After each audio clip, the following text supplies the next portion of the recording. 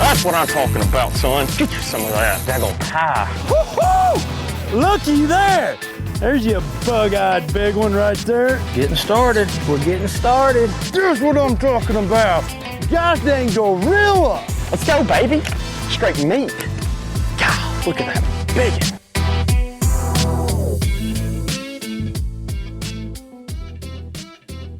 All right, everybody, welcome on into the BAM Pod. This is Big Ed, your host, and you know what? On the line tonight, we have a lady, and I've been telling you she's going to be coming on, so I am a man of my word.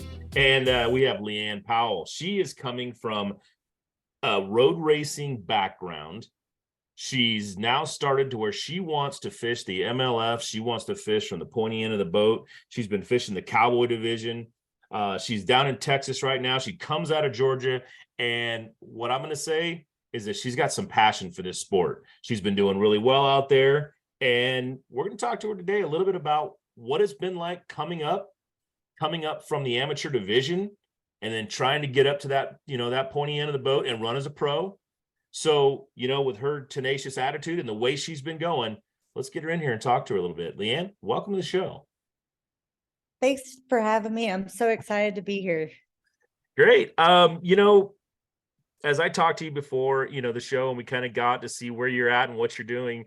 You just came off of a Sam Rayburn, a big event up there where you had your highest finish so far, right? Actually, my highest finish was Toledo Bend. Oh, okay. So, yeah, it went really well.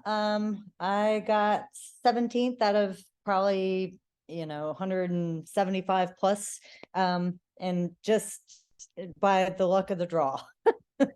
Now, where did you really start fishing, as far as, or how long ago did you start this whole this climb up into the sport to be a part of? MLF is that's no laughing matter to be up there at the fishing with those guys and fishing with those those anglers up there. They're good sticks, and you're going to start learning a lot, I'm sure. But when did you really start your journey in this?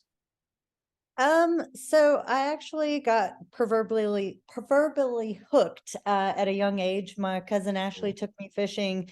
She took me to a stock trout pond, and I loved it. I dabbled here and there, over the years. And then I actually lost my mom. And when my mom passed away, I moved to the Middle East. I met some locals over there who were very adamant about fishing. And I was like, okay, you know what? I enjoyed it as a kid and here and there, and became really good at it. And I came back to the U.S. Like, I was back and forth between the U.S. and Dubai. And I would actually fish with my friends when I was here, and I just loved it. I had a natural feel for it. Women tend to be more sensitive with a lot of different things, as you well know, most men do. But, I just enjoyed it, and I didn't know the competition aspect of it. And one of my buddies, his nickname is Cletus, but my buddy Foster Dubrock of Chattahoochee Jigs, he was like, hey, he's like, you have a natural knack for this. Why don't you try to enter some tournaments? And I was like, nah. So, you know what? He finally convinced me. I entered 4 years ago, my first tournament ever. It was a BFL. I think my rookie year, I didn't go regionals. I finished 56 overall, I think. But I liked the aspect of the tournaments. Like, it forces you to be a better angler because you're under pressure. And obviously it's something that I haven't been overly passionate about for a very long time. So I have basically honed in, and doing the tournament fishing from the back of the boat has given me the opportunity to really just excel as quick as possible. It's been a great learning curve for sure. So you get into this, and you're finding this competitiveness that comes with tournament bass fishing. And where does that really fall from your from your racing background? I mean, no one gets to run the front of your car while you're sitting in the back seat. So yeah. Tell us a little bit about how how that kind of has rolled into this. Is that really fed your your competitive nature? Oh, 100%. And me being me, I'm the type of person, I don't do very much in moderation whatsoever. So I just, once I find something that I really like, number one, with fishing, you get peace, you get relaxation, you get great scenery. But with tournament fishing and also just any fun fishing, you get excitement of what's on the line, especially when you know what you're doing, you're breaking down the waters and everything. And as far as the racing and the fishing goes, one, you're actually using a real line. The other one, you're using a proverbial line. And in both situations, you're having to break things down. In Right. a race car, I'm having to pick off, I'm studying the guy, up in front of me, 2 cars ahead, 3 cars ahead. And I'm seeing where he's turning early, he's braking late, he's doing all these mistakes. And I have to study that to make sure that, hey, this next turn, I can break, I can break early and cut in front of him, or I can, come on the inside if he's going wide. And with the fishing, it's the same thing. You're having to learn all these different vegetations, and you're having to figure out, how to break those situations down. Water temperature, moon phases, people don't believe moon phases affect anything. They do, like it's one proverbial line and a literal line. It's all the same to me. Yeah. So as you've come up, this is what we're going to basically talk about is, I want to, what it's like to be an amateur coming up in this sport. And, a lot of people really don't know what it's going to take to get to that next level. At the, the Toyota series, where you're fishing the Southwest Toyota series, first, and then you're also fishing the Cowboy division of the BFLs. Now you're not fishing against, the local club guys. These are sticks, and you're out there learning how to become the pro through the amateur series. Now, a lot of people, can get intimidated by that. Tell us a little bit about what you found, coming up as this amateur.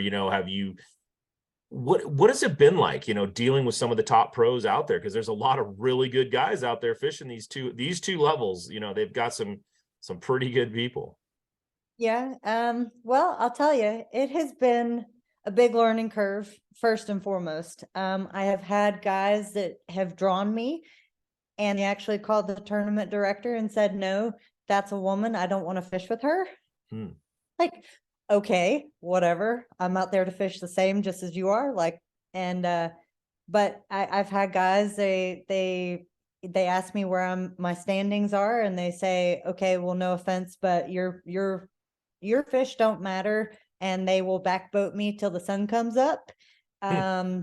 I have had guys who just stare down at live scope, and literally any fish that's within 20-foot radius of the boat, they're going to be catching that, and you don't even stand a chance.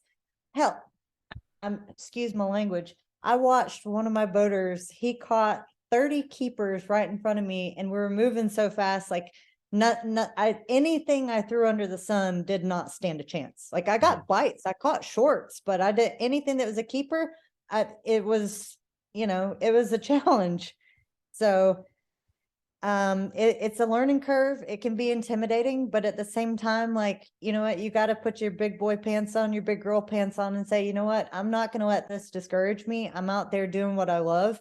I'm trying to learn. And as far as I'm concerned, it's been one of the best and fastest ways I've been able to learn and fish with different people, see different vegetation, learn different techniques. Like, if I draw a pro, like, I love to watch other people fish, and I'm learning by seeing what they're doing.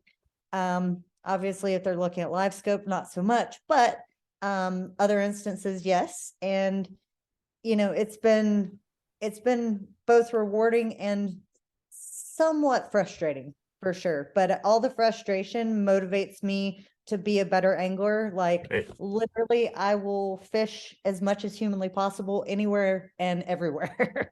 So you're just coming off the water now, right? I actually no, I fished yesterday during my lunch break, and I caught like a 5.5. So nice. yeah. No, I was calling you during that. So when you, other than the part, where the angler doesn't want to fish with a woman in the boat, Do you think it's any different between what you're getting and what another guy would get? I mean, I feel like when I started as an amateur, there was a lot of people that were just, backseating is just going to happen. What is Yeah. it? What has it really taught you about when you do take that step and you become a pro angler and you're running the boat, you're calling the shots, you're doing things. Do you think you're going to be the same kind of person that you've been in the boat with, or are you going to change it up and try to, I don't know, I guess allow people to fish behind you with a chance to catch fish, but at the same time, because I kind of understand that, I understand from the pros standpoint, they got a lot of money on Yeah. the line. They're out there to catch fish. They're out there to win. Yep. So you're learning from them, which is a good thing. And that's a great, the fact that you're learning is great. But do you really Well, think it's unfair what they're doing or no? Live scope, yes, I think it's unfair. Simply because, I mean, they could slow down. Just slow down a little bit. Like, Yeah. I mean, day one of the Toyota series, the boater that I drew, I was like, yo, there's some birds working over there. I was like, they're not diving just yet. So he ignored me, and that's fine. I was like, and then they started diving. There was like 15 or 20 birds. I was like, bro, I was like, and Sam Rayburn's, it's a spotted bass lake. So there's spotted bass. Lake Lanier, I come from the East Coast, from the Bulldog division. I went from Bulldog to Cowboy, but Lanier and Rayburn, actually, the East Coast lakes are like, if all the East Coast lakes had a bastard stepchild, that's what Sam Rayburn fishes like. But so I was like, dude, there's birds working, they're diving. So we move over there. Not even kidding you. We stayed on that spot for 2 hours. I watched him catch 20 keepers because I said, let's go over there. And he was live scoping the whole time. He did not even give me a chance to catch a fish.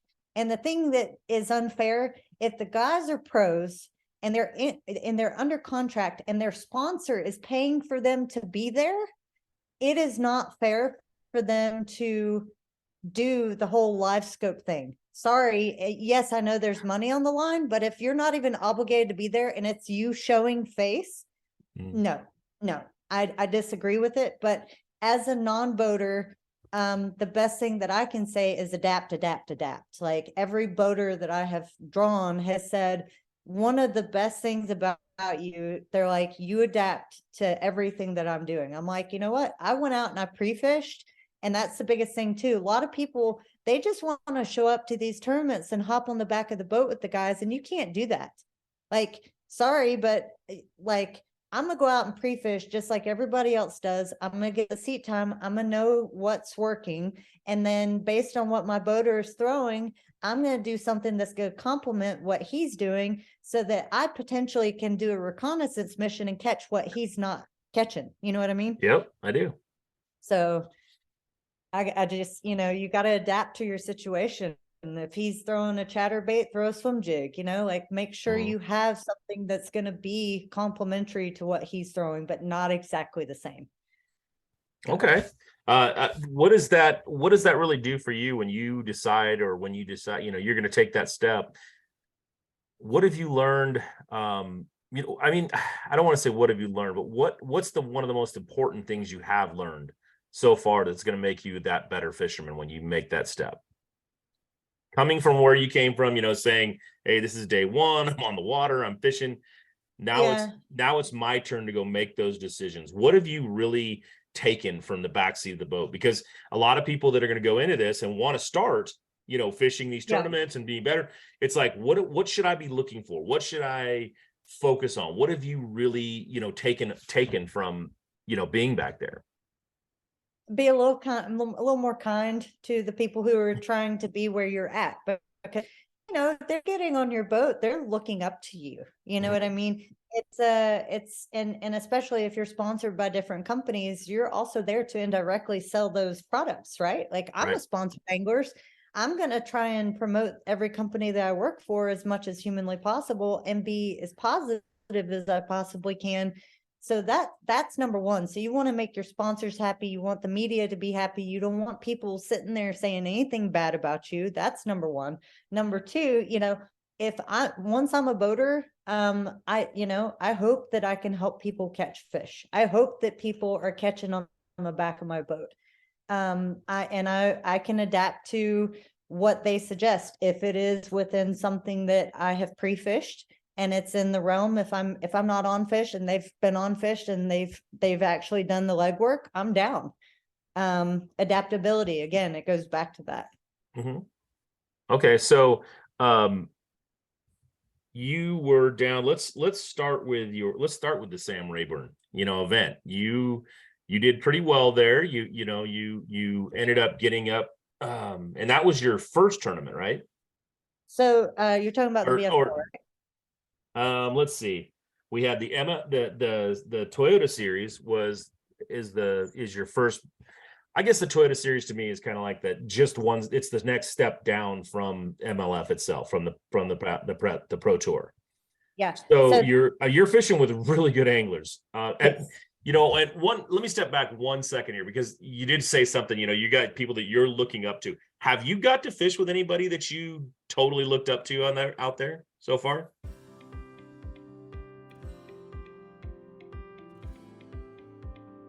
We have a process that we call simple price, simple process. And what that means is we take our lowest and best price and we post it on every single card. There's no back and forth. And by simple process, what that means is when you meet somebody, they can handle every aspect of what you do in your card transaction buying experience from beginning to end. I've not drawn anybody yet. Okay. I mean, I have drawn some pros. Don't necessarily say I look up to him, but I have drawn some pros. One gentleman I drew, I think we were on, Oconee 2 years ago. He was super nice. And then I went to regionals actually my second year and fished the St. Johns River. The pro that I had at that tournament, he was rad. And he was like, yeah, I'm throwing a Carolina rig. So I was like, okay, where are you throwing? He told me. I was like, cool, I'm gonna make an adjustment. I made my leader a little bit longer and I put a little bit of a bigger worm on. Dude, I lost a freaking double digit by the boat. Dude, big learning curve. Like anybody who hears this, it's a non-boater, learn this, very important. If a boater has the anchors down and you hook a fish from the back of the boat, you are allowed to fight the fish from the front of the boat as long as you're not in the boater's way. And if the power poles are down and you have a fish on, severely suggest make them put the power poles up, please. That one hurt. That one hurt. That one hurt. Yeah, huh? I would imagine that if it was the same, the roles reversed, and he had the boater had that on, his power poles were coming up. Oh yeah. Oh, 100%. But I was so stoked to have the fish on. I was like, fuck yeah, I have good control over her. She turned beautifully. I was like, all right, this fish is mine. And then I didn't even think about the power poles. I had control over her and I was calm. That, like, my boater was losing his shit, but I was calm. So I was like, how is this? Like, what's going on right now? So yeah, big learning curve. Big learning curve. All right. So let's get back into some of these tournaments and talk about, some of the ways. And if you can break down a little bit about, like, when you were on, so what your very first tournament was when you were coming up to the ML fishing the Toyota series. What was your first tournament? So first tournament was the BFL at Sam Rayburn. Okay. I weighed in 5 alive for 9:15, which put me in 19th place. And I mean, dude, that was a fun tournament. The boater I drew, the one thing that was frustrating about that, and one thing from saltwater fishing that I've learned, I should say, if you're on fish, don't leave fish to find fish. Never do that, especially when catching keepers, right? Like, don't leave them. And especially if you got the whole pocket to yourself, don't do that. So my first tournament, it was like, we went in this deep, creek channel, and, the kid was live scoping. He was a stick. Good boater. He was adjusting to me, which I have actually found younger guys are more inept to adjust to their non-boater than the older gentlemen are. So, which I understand, you know, younger generation, different thought process, whatever, and not set in their ways. But so we were fishing this deep creek channel, and he was catching, and then I started catching. I was like, oh yeah, okay. Then I broke one off, and I was like, shit, but it was a keeper that I broke off, and he wanted to leave. He didn't limit out, but he wanted to leave, so we left. And I was like, oh my God, he like 5-pounder. And I'm like, bro, like it killed me to leave that spot because they were everywhere. They were working bait. There was spots working and it was painful to see that happen. But we went back to that creek, you know, the pocket later in the day. And I was like, can we go back? Can we go back? We went back. And there was like this one little nook, and I was like, okay, there's a boat ramp, or there's a dock there, pontoon boat over there. I was like, there's got to be some brush. So 2 brush piles side by side, dude. Started stroking small ones. I was like, bass. And then, you know, first keeper, second keeper, third keeper, fourth keeper, and then we had moved to a hump, and I caught my 5th keeper. We go back to the pocket, and I cold twice on that pocket.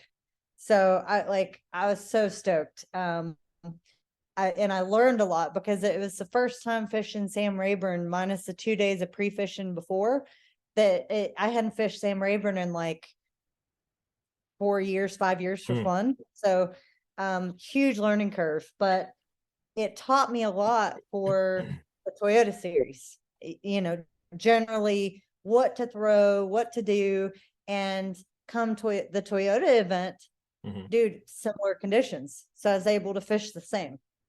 Okay. And at the Toyota Division 1 that you fished up there, what was your biggest highlight of that event when you kind of came in and you know, you're talking about? So my boater, he was wanting to, like everybody was catching them in grass, right? Okay. Well, every grass place we went to, there was no, he was catching shorts. He was catching them, but there was no keepers, right? Yeah. And I was just breaking down the water. I was like, oh, okay, that looks like some brush over there. And I'd find like any trees or stick ups or anything, and I would cast over to him and I'd start catching. And he's like, how'd you know to do that? And I was like, well, you know, just kind of chunking it out. I kind of, you know, because I didn't want to fish the grass. Well, I didn't know about Carolina rigging grass with a lighter weight. That works very well. But he was making fun of me because he's like, you're going to throw that Carolina rig all day? I was like, yes, I am. And he's like, okay, well, I caught 2 keepers. And then we kept moving a bunch of different spots. And then the last hour and a half, we moved over to a place that was remotely close to the boat ramp. I won't say where because it's an awesome spot and oh my God. But so we get there and he's fishing some stumps and I'm like tossing around and I make a perfect cast to my right. Just a nice little 90-degree cast over there. I'm still throwing my Carolina rig, but I retied, made sure everything was good. And I felt a little tick, tick, and I was like, oh, I'll give it a second. Set the hook, and I was like, oh, I think this is a keeper. And he goes, well, what? I was like, dude, I need the net. He said, what? I said, it's a big one. He said, no way. I did everything I could to keep her down. She came up, shook her head. He's like, oh my God, that's a giant. I was like, yeah. So I was like, please don't lose this fish. Please don't lose this fish. Like yelling at him. Like I had full control, but that was one thing. I have had a lot of boaters stab my fish and have fish break off right beside the boat, which has killed me. So I was like, dude, please don't lose this fish. Please don't lose this fish. He nets the fish. I do a full Mike Iaconelli scream, like, yeah, top of my lungs, like super stoked. And what was great, there was like 5 other boats in that pocket. And actually everyone in the tournament later, they came and shook my hand. They're like, that was a nice fish. Good job. Like we saw you land it. It was great. But yeah, it was a 7-2. the boater's like, do you want to weigh it? And I said, no, I want to be surprised. So I get up to the stage and Mark's like, he's like, what's your biggest bass? I said, 7'8". He goes, oh, okay. He's like, you think this is 7'8"? I said, maybe. And he weighed it, it was 7'2". And I was like, oh my God. So at that time, I had biggest bass until the 5th flight weighed in. But dude, like that big girl, she was caught the last 45 minutes of the tournament. And what was great is the boater's like, man, you taught me a few things. He's like, that Carolina rig really works. And I said, yeah, it does. And I was like, you know, it's going to be great. Every person you talk to is going to be like, legend has it, she's still throwing it. So okay, now let's talk about that then. Let's break that down a little bit. So you talked about working the grass with a Carolina rig. Now, most people, when they think of a Carolina rig, I know when I do, it's you know, it's a 1 ounce or a 3/4 ounce weight with 18 you know, to 2 foot of, you know, to 2 foot of leader, lizard, something big, you know, blah blah blah. And then are you talking now? I talked to one other person who she gave me her her little breakdown, and we call it something different out here in the West Coast. But now, what side? Break yours down a little bit, and tell us a little bit about how you're fishing a Carolina rig. With that. Okay, so 7.2 rod, 7-to-1 ratio reel, 6.5 foot leader. So, but what I do 6.5 foot, 6.5 foot leader.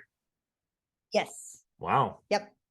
Yeah. So I'll do, and even for grass, well, for grass, I'll do about 4.5 foot leader, but I'll do an 1/8 ounce weight. But every single rig, I do bobber stop, 1/8 ounce weight, 3 beads red, and then another bobber stop or swivel, and then whatever leader. So like, you know, for fishing grass, 1/8 ounce weight, and then 4.5 foot leader. And then for like fishing deeper, dude, I do at least, if boater says they're suspended, I do as long a leader as possible without having to worry about my not getting messed up in the guides. So I do 6.5 foot leader, so it makes it still to where you have control over your cast.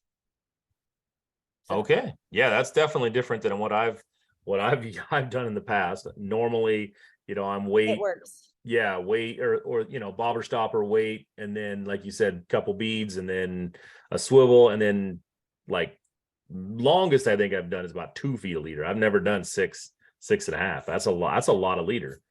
Yeah. Well, so, if they're suspended, it's something different, right? Right. And it's like fishing a drop shot, but you're covering a little bit more water than a drop shot.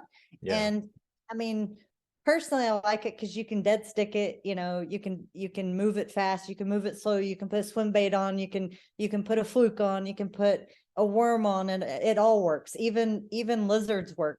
Lizards worked at Sam Rayburn. Like it blew my mind. So now, is it something that you are you just dragging it behind the boat? Are you working it? Are you lifting? What's your method? What's your favorite method to fish it? Sweeping. I like to sweep it. I do fully legal cast, you know, obviously console forward is off limits, console back is mine, and I will literally do the full 180 on the back of the boat anywhere that I see castable. And hopefully I hit the right stuff. And literally what I do, I cast it out, I give a little bit extra line, let it sink. I do the 1 ounce weight because if I'm fishing as a co-angler, I want it to sink as fast as possible. So I have a line in the water and a working bait as soon as possible. So I do the 1 ounce weight no matter what I'm throwing, unless it's grass.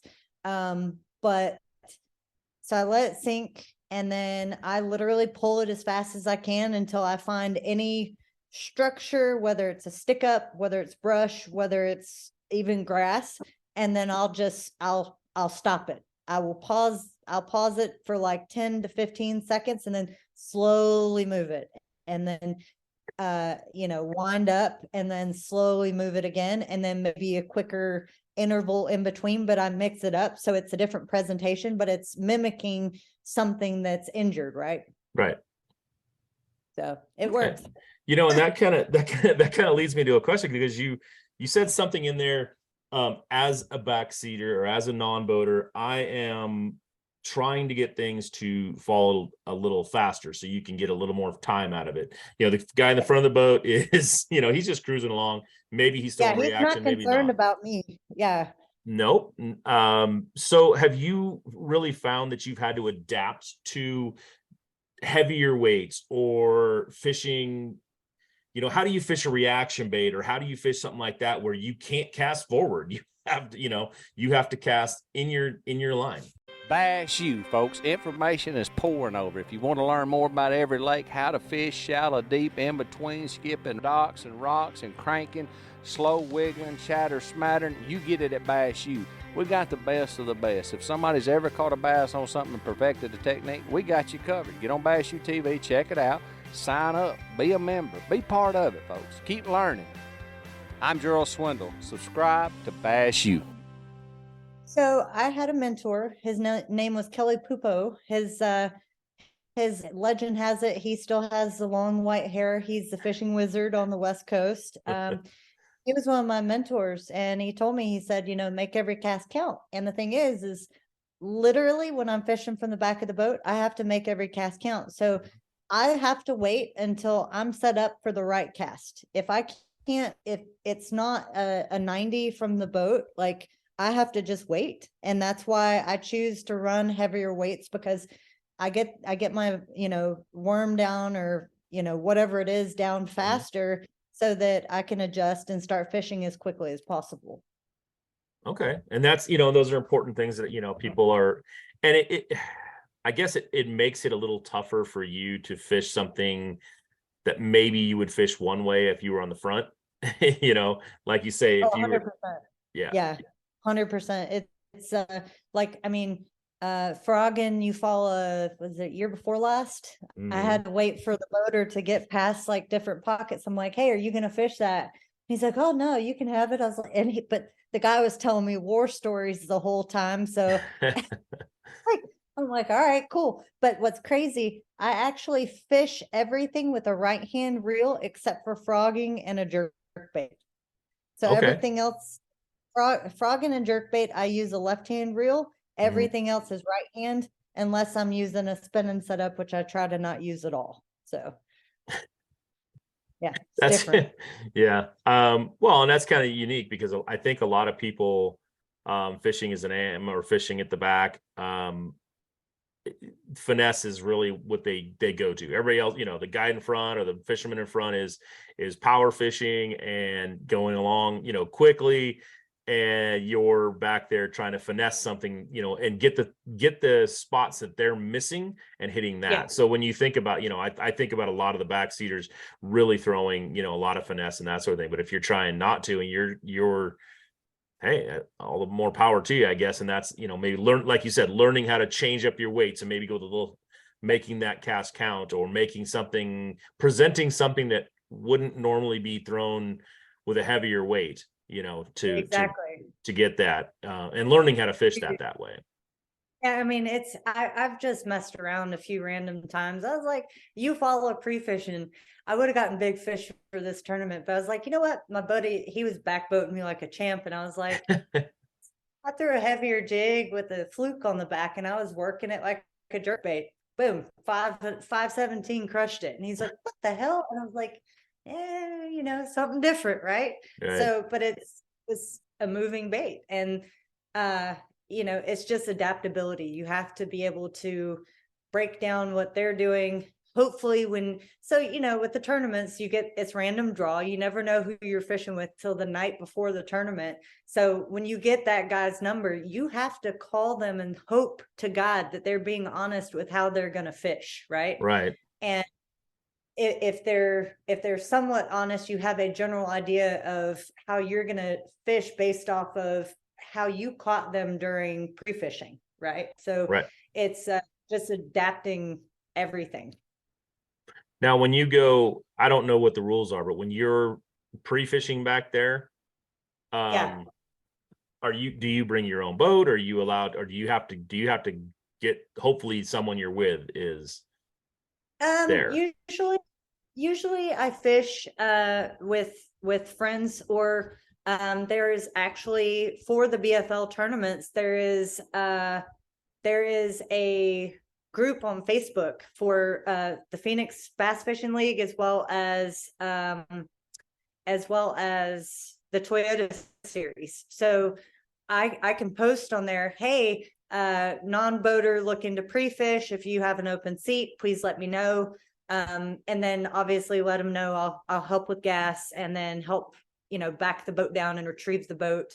That way their day's a little bit easier. Okay, so we're talking about adaptability now, and then you had just mentioned a little something in there that it's, I don't know, because I feel like as the non-boater coming into it, we talked about, you get to go out, you can go pre-fish with somebody, you can ask her, but you said, hey, I'm gonna, I'll help take care of some of the gas, I'll put some, help get the boat in the water. What's kind of expected of you as an amateur, or as the backseater? What's kind of expected of you when you show up to a pro level event like this? Know how to back down a trailer, have patience with your boater, pay for gas. I mean, it's just courtesy, right? Yep. Like common courtesy. Like for me, what I do, as soon as I talk to the boater, ask him what he's done, we get on the boat, I'll back him down, park the truck and trailer, and then, get my stuff situated, ask him if there's any rules, for his boat, and he'll tell me, don't step on the seats, which, that's common sense, right? But just, he'll tell me what he needs or doesn't need, and I'll be like, dude, just let me know when you need the net, and I'll get the net, and vice versa. I mean, just communication, I think, is what a lot of it goes back to, and respect. Okay. And that's I think that's still one of those pieces for people getting into being the backseater, learning some of this stuff, is to ask questions like that, is to, hey, what are your, I mean, I hardly ever think of somebody's rules in their boat, because, it's like, hey, I just get yelled at. So, don't do that. Whatever. Right. Maybe your boat, but you can swim home, buddy. Oh, right. That's that's kind of one of the other things when you come into this is I watch plenty of team events where the one guy's, is driving his truck, it's his boat, or her boat, and they're heading down the ramp, they're going to launch. And they could do everything except, back it off of the trailer, the boat off of the trailer. Everything else, they come all the way down, they put it almost in the water, they get in the boat, and the guy's got, the other person drives got to back up 3 feet and then drive up and park. So, I mean, that's been, I'm guessing that's a pretty important thing to learn, is as you're coming up, learn some of the basics, learn some of the things that if you want to do this, so that you're not a hindrance. You're not a hindrance to the person, at that point, you're a team going out, whether you're a team or not. But, exactly. I guess the other things, that I really see, or I guess learn when you're doing, at the level you're at, have you got to fish with any of the women that are fishing professionally at all? Or have you met any of them and kind of been part of a group? No, I have not, but last year I got contacted by a producer who worked for NBC, and he actually was like, hey, can you do this thing? And I was like, what's this thing? And it was teaching 5 of the members of the Harlem Globetrotters how to fish. And I actually recruited one of my girlfriends. Her name is Lee Rose Koza. She would actually be rad to have on the show. But she is a collegiate angler. She is she's a great stick. She does really well. And I had her help me with it. We actually filmed at her dad's tackle shop, the Dugout Bait and Tackle, which is a great place in Georgia to get your stuff. But they've got a pond out there, and we worked together as a team to teach them how to fish. And some of the people had never they had never fished before in their lives. And they, by the end of it, they were all casting themselves. They were all catching the fish. So, and they were unhooking the fish themselves, which was really rad. Awesome. Yeah. I mean, I think that's one of those things in this sport that really lends itself out, is how wide open it is. I mean, everybody, I don't want to say everybody because PETA exists, but everybody out there really, enjoys fishing. And it does make it nicer when it's, you're learning something new, or you learn how to do it better and actually catch fish, because that's what we're doing. Self-sufficiency is what I think. Right. Like that's a big key. Like, I actually had a girl come up to me during during the Toyota event. She's like, hey, I wanted to just come up and talk to you. She's like, I know you're a non-boater. She's like, my boyfriend's fishing the event, but I'm really interested in doing these events. Can you give me any advice?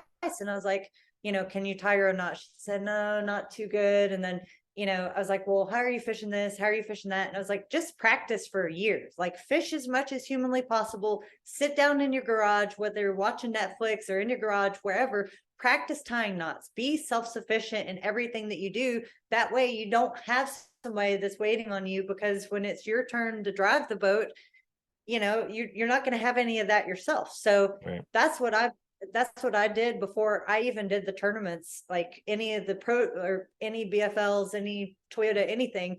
I went and I just went with people who were really passionate, or who were pros or whatever, and fished as much as I could to learn as much as I could, so that once I did go head first into this, I was able to take care of myself. Like, I've never had, I think I've asked one, I had one boater, he had the epitome of sportsmanship. I backlashed really, really, really bad on my 6.5 foot leader.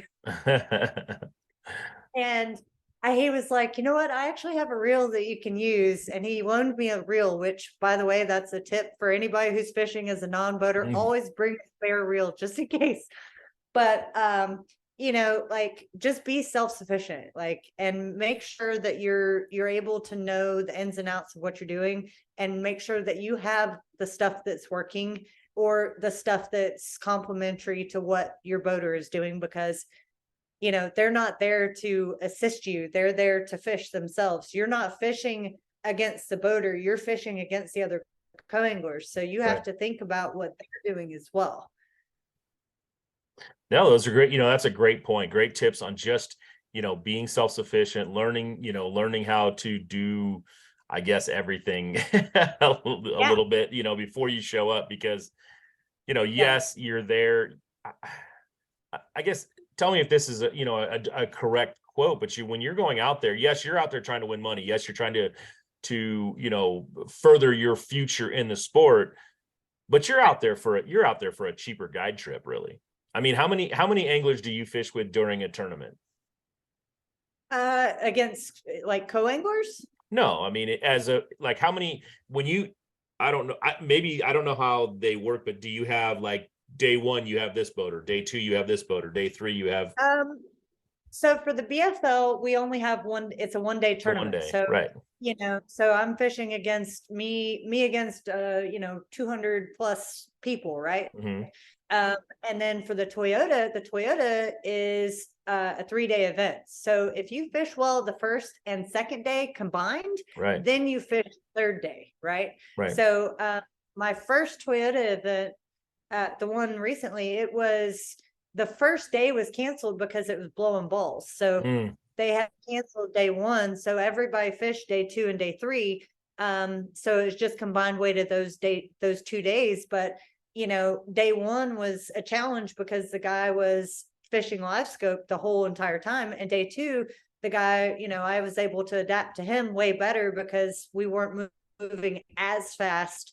So, it just was a matter of adaptability, right? Right. For nearly 100 years, Grundens has built gear you can trust to keep you fishing no matter the weather conditions. With head-to-toe coverage of high-performance outerwear, sportswear, footwear, and much more, it's no wonder Grundens products are backed by some of the bass fishing's most prominent figures. such as Skeet Reese, Randall Tharp, Adrian Avina, and Jonathan Van Dam, just to name a few. Grundens. We are fishing.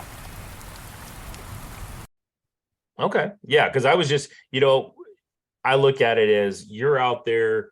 Yes, you're learning every time you go fishing, no matter what. You're always going to learn something. But when you're fishing at the level you're fishing at with the BFLs and the Toyota series, your next step will be to go up.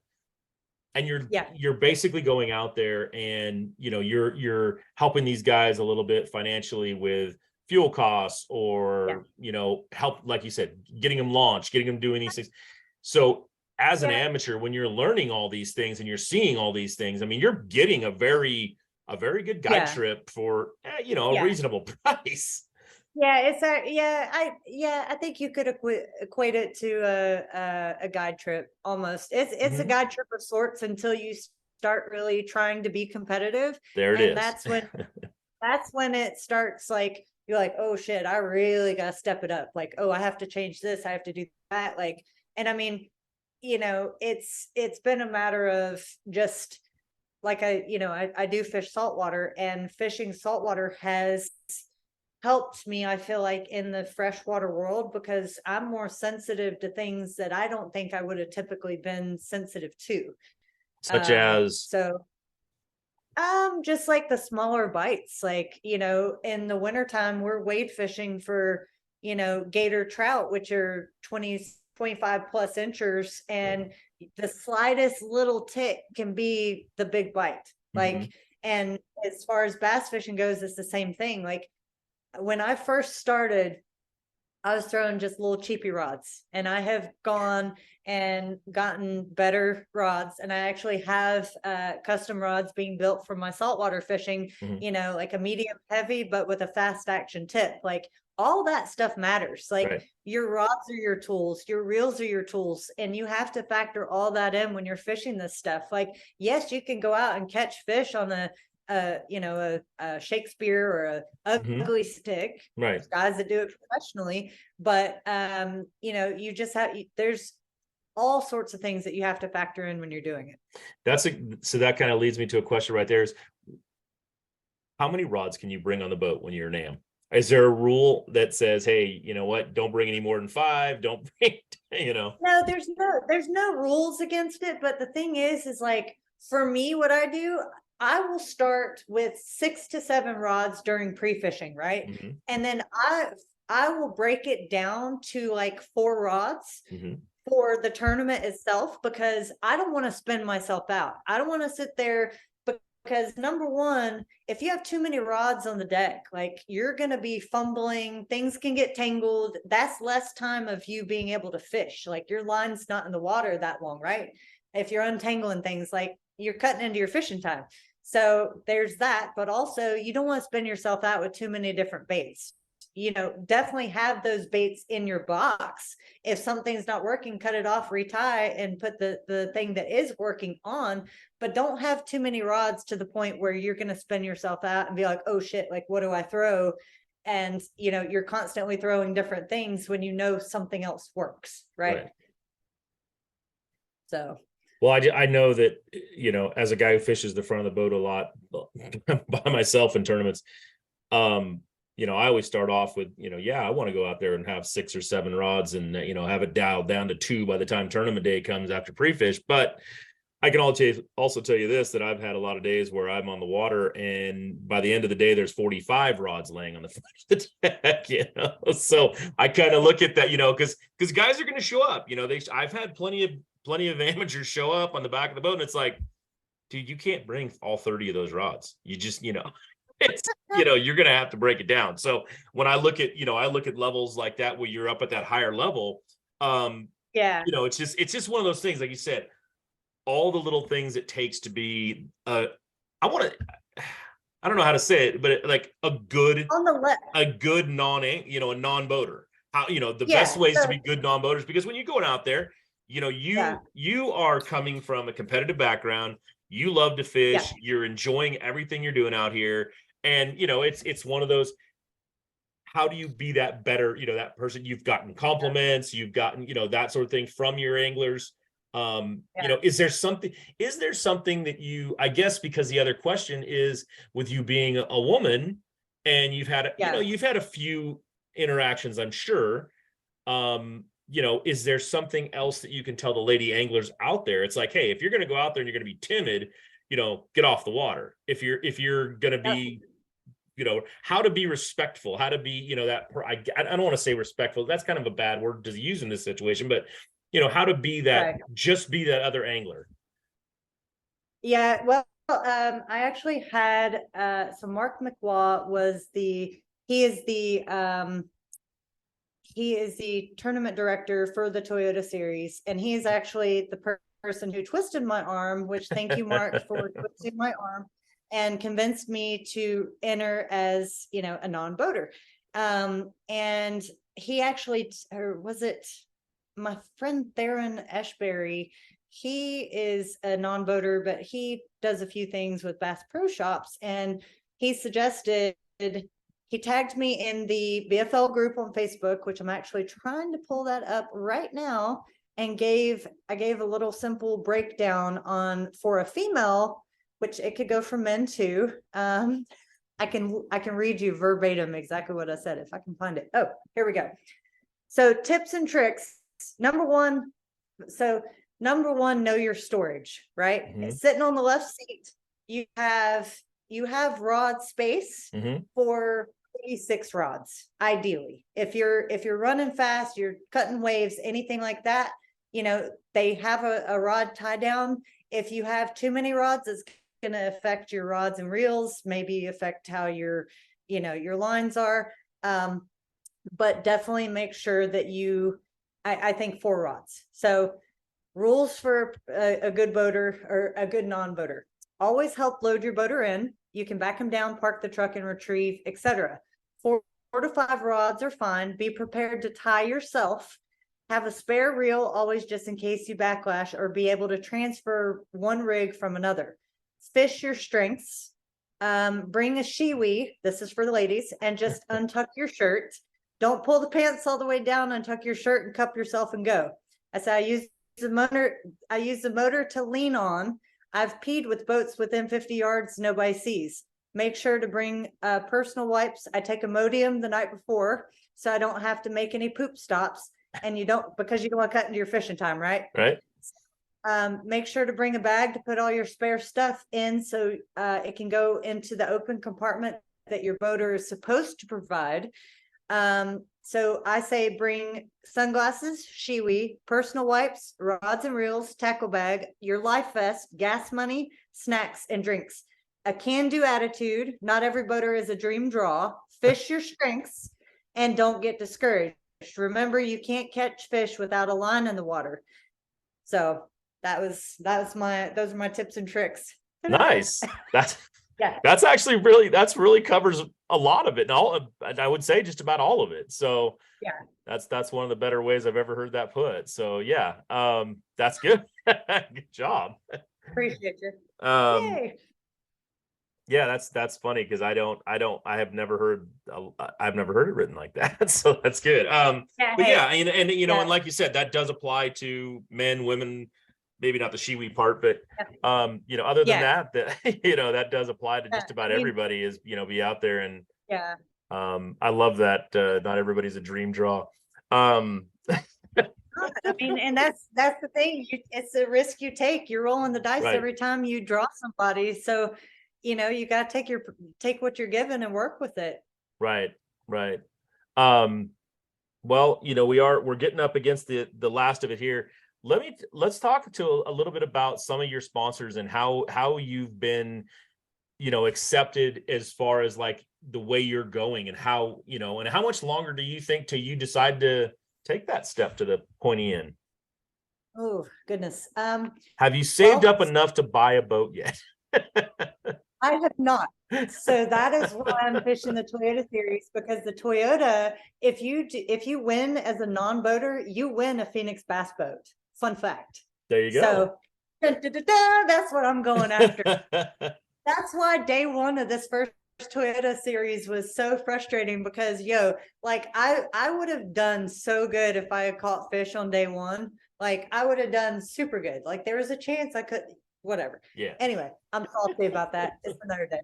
But I mean, as far as being, sponsors and working with companies, like with fishing and racing, seat time is everything. Go to shows, go to events, show your face, meet people, just attend, say what's up, shake people's hands. If people want to talk to you, talk to them, entertain it.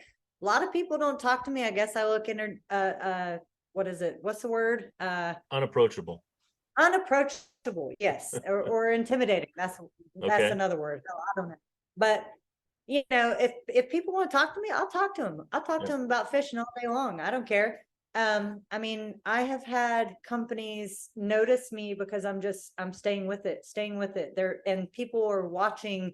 I post every time I go to these tournaments, watch weigh in, do a recap. I actually do a email, like I email out every after every tournament to let my sponsors know, hey, this is where I finished, this is how your products came in handy, so forth and so on. And it's just a matter of really making yourself approachable and making a footprint out there. Okay, I mean that's good. Those are great tips for anybody going out there that wants to get into this sport, wants to do, hey, start at the back, work your way to the front. Yeah. Apparently win a boat so you can fish up front. That's what I'm trying to do. I'm coming for you. Phoenix. I'm just saying. Well, if they won't, if you don't win the boat, maybe just talk to them. I mean, that's the goal too. It's slowly, I've got to make, like, my thing right now, I'm making my finishes high enough to be like very noticeable. Like right now, I'm sitting third in points in the BFLs. That's the best I've ever done. So I'm like, I want to keep with that, go to regionals, potentially do really good at the Toyota events, and hopefully the sponsors stay on board and more sponsors want to come on for 2024. I've got some really good sponsors on the roster for this year, and a few that I've been with for years now. So I gotta say thank you to Daiwa. You guys have been a blessing. You guys have given me the right tools of the trade. AFCO, you guys have kept me nice and warm when on the cold days, and you guys have kept the sun off of me when it's really hot. Fly Zone Fishing, those guys are jack of all trades. They fish anything under the sun. They put on tournaments, and they're awesome. Gills and Thrills with Clay Guida, the UFC fighter. Guida. Yeah. I know Clay. Clay is my homeboy. He's a rad dude. He's actually on board for this year. I actually just signed Danco today. So I'm super stoked to have Danco pliers on board. I've used their products for a few years now. They're great, great pliers. Fish with Heart. This guy has overcome having heart surgery and a transplant, and he is doing and thriving in everything that he does. And he's saying, fish with your heart, do everything you can. And that's what I do. I put my whole heart into everything I do. P-Line Fishing, they have provided me with the best line on the market, braid and copolymer.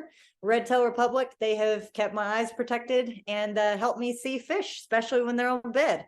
And then last but not least, G-Rat Baits, thank you guys for providing some amazing lures. So yeah. All right, just finish writing those down. All right, well, Lea-Ann, thank you for coming on. We really appreciate it. You had some great insight on being an AM, how to do it, how to keep going back there. We wish you all the best luck out there. Oh yeah, you can just say that. You say, hey, can I mention my social media? So let's do Oh yeah. Hey, can I mention my social media? Absolutely. You guys can find me on Instagram at Lea-Ann P, Leaannep. Ta-da! That's all. Okay. And there's the last, see, and right there, that makes her just more approachable. So, but hey, thank you very much for coming on the show tonight. We appreciate it. I love to get the, that's a whole new aspect to, what's coming up in the season. Most seasons are just now kicking off. So, guys are going to be out there, and anybody looking to try, get out there and watch, and we'll be watching and rooting for you out there. I hope you go from third to first and walk away with at least something, nice Phoenix boat, I guess would be great, but Oh yeah. so Checks work too. We like checks. yeah. All right, guys. Well, hey, thanks for tuning in tonight. It was a great show. Had a good time. And next week or in a couple weeks, we will have another, probably a champion. We just had 2 guys win events up here, and we're going to see if we can't get a hold of them and talk to them. And that should be a good show. That should be good as well. Lea-Ann, thank you very much. Have a great night. Thanks, you too. Take care.